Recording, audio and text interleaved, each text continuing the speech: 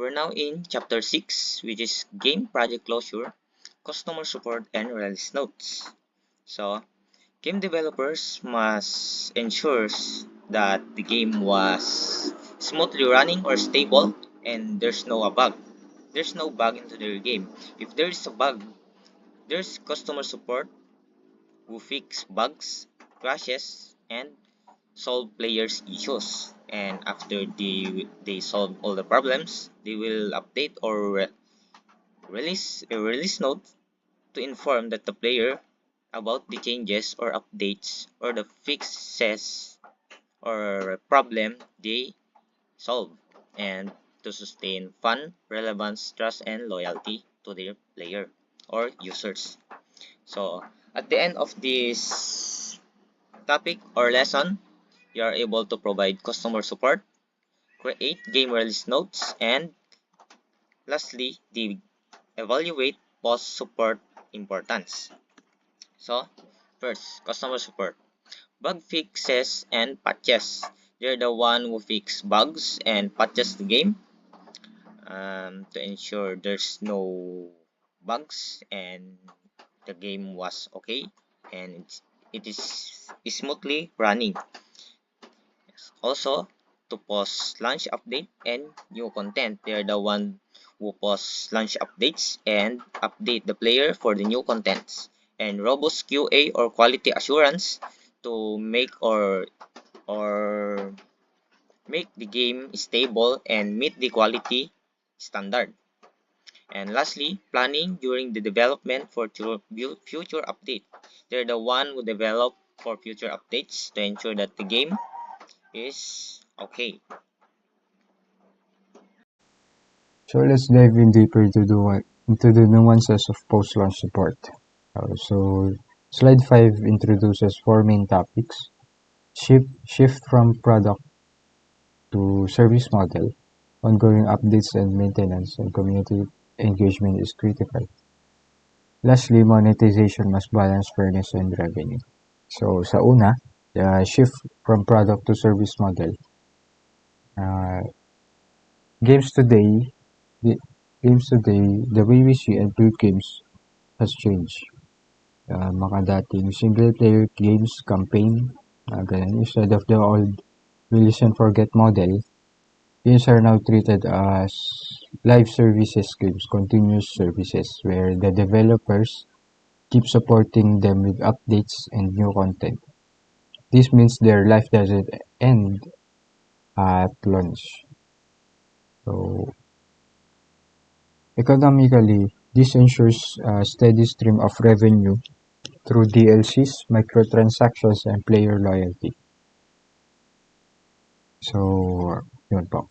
A big part of this system is ongoing updates, bug fixes, and performance improvements, and new features that keep the game fresh while maintaining stability. So, syempre, ongoing updates. Kasali ang community rin dito, mga players. Community engagement is important. Players today shape the future of the games they love through feedback, forums, and social medias. Lalo na sa mga YouTubers, mga live streamer, mga streamers, mga nilalaro nila. Ganun. Developers who listen and respond build trust, stronger communities, and better games. Lastly, the monetization must balance fairness and revenue. Monetization must be ethical. Cosmetic items, fair season passes, and non-intrusive microtransactions succeed because they respect players. On the other hand, the predatory pay-to-win models destroys trust and long-term success. Thank you. Hello, I will be sharing a quick report on the case studies of post-launch support in popular games and popular game companies. The first case study we will be talking about is Fortnite by Epic Games. One of the biggest challenges Fortnite faced was keeping players engaged in a fast-paced market. Epic solved this by constantly releasing content, new seasons, events, and cosmetic items. The introduction of the seasonal battle pass created a cycle of excitement, rewarding players while also generating revenue.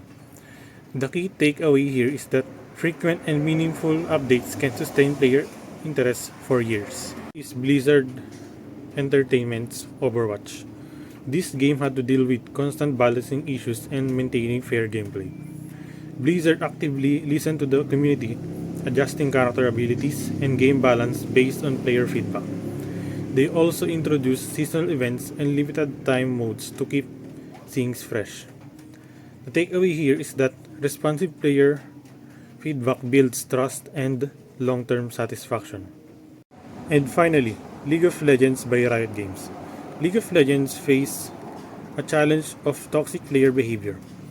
Riot addressed this by implementing automated behavior tracking, a player-driven tribunal system, and honor rewards for positive conduct. This showed that proactive community management can create a healthier environment and improve player experience. Overall, these studies highlights three important lessons. First is continuous content update keeps player engaged. Second is community feedback shapes a balanced experience.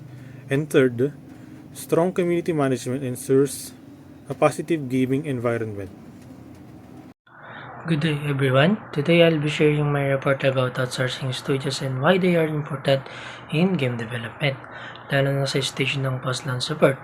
So, outsourcing studios are basically outside partners na tinutulungan ng main dev team para masigurado ng isang game ay smooth pa rin at engaging kahit after ng release. So, ayon sa document, post-launch support is very demanding kasi hindi lang puro new features ang ginagawa ng developers.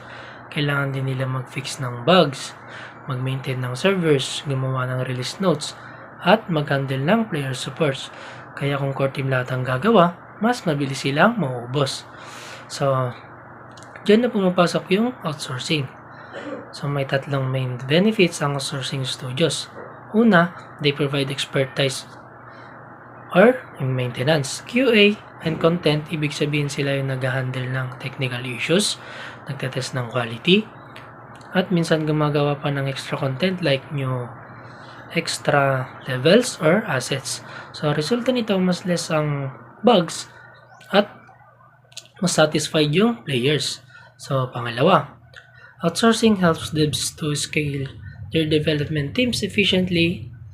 Instead of hiring permanent staff na magastos, mas mabilis at flexible kung kukuha ng external support kapag may malalaking updates or patches.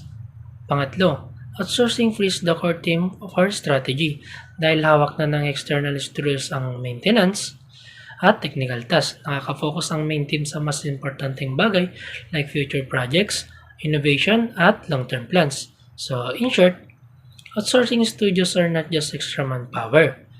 They are vital partners para mapanatiling buhay at relevant ang game.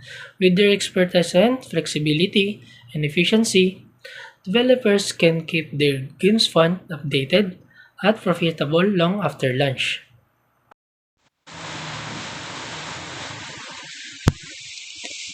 I'll be reporting about release notes, which are important part of the game project closure process. Release notes are a act of a communication tool between developer and a player, keeping the community informed and engaged with every update. To define changes, fix, and feature.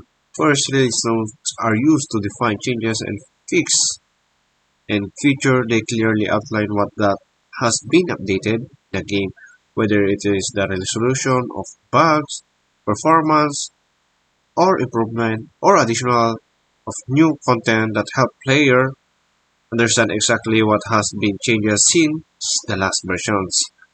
So next is clear and customer focused. Second, effective release notes must be clear and customer focused instead of using highly technical terms. Developer explain update in a way that player can easily understand. This ensures that the focus is always on how the update benefit the player experience. So third are structural, title, description, media, and link. Third, release notes follow a structured format. Proper release notes should have title that identify the update, a description that explains the changes, and detailed optional media link, screenshot, or video illustrate the improvements, and links to technical documentation or community forum that those who want to learn more. So next is 4 is tone, informative and engaging. Finally, the tone of releasing notes is very important. They should have informative, engaging, showing the excitement and improvement while staying the professional and good balance of a tone, making player feel valued and keeping them looking forward to the future update. In summary, release notes serve as a bridge between developer and a player. They define as changes, keep communication customer centered, follow a structured format, and use an engaging tone. By doing this, developer not only updated their game but also build trust and long-term loyalty with their community. Game as continuous services. Unlike traditional product like a DVD or cartridge ones, many modern games are treated as live services or game as a service.